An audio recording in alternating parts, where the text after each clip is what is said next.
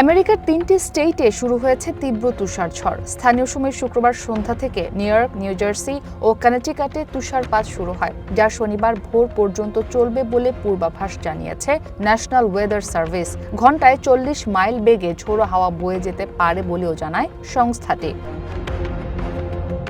এদিকে তুষারপাতের তীব্রতা বাড়ায় নিউ ইয়র্ক ও নিউ জার্সিতে জরুরি অবস্থা জারি করা হয়েছে। এই সতর্কতা কার্যকর থাকবে মোট ৩৬টি কাউন্টিতে। লং আইল্যান্ড, নর্থ জার্সির কিছু অংশ, মিডহার্টস ও নিউ ইয়র্ক সিটিতে ৪ থেকে ৮ ইঞ্চি পর্যন্ত তুষারপাতের আশঙ্কা করা হচ্ছে। এমনকি কিছু স্থানে বরফের স্তর ১ ফুট পর্যন্ত হতে পারে।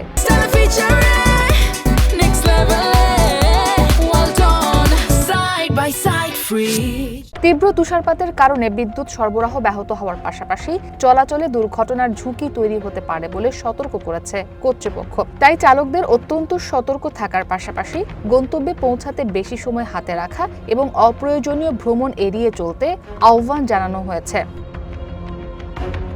এদিকে তীব্র শীতকালীন ঝড়ের আশঙ্কায় আমেরিকা জুড়ে হাজার হাজার ফ্লাইট বাতিল করা হয়েছে। বিলম্বিত হয়েছে অসংখ্য ফ্লাইট। ফ্লাইট ট্র্যাকিং ওয়েবসাইটের তথ্য অনুযায়ী শুক্রবার রাত পর্যন্ত পুরো আমেরিকায় বাতিল হয়েছে অন্তত ১৬০০ ফ্লাইট, আর বিলম্বিত হয়েছে ৭,৪০০। বৈরী আবহাওয়ার কারণে জেট ব্লু এয়ারওয়েজ বাতিল করেছে ২২৯টি ফ্লাইট, ডেল্টা এয়ারলাইন্স বাতিল করেছে ২৪১টি। এছাড়া রিপাবলিক এয়ারওয়েজ এবং সাউথ ওয়েস্ট এয়ারলাইন্স বাতিল করেছে ১৮০ ও ১৫১টি ফ্লাইট। প্রায় ১০০টি নির্ধারিত ফ্লাইট বাতিল করেছে আমেরিকান ও ইউনাইটেড এয়ারলাইন্স।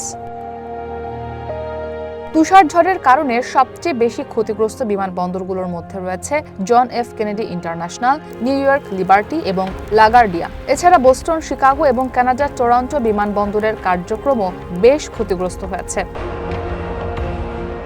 ইসরাত মুক্তি, ওয়ান ইন্টারন্যাশনাল ডেস্ক।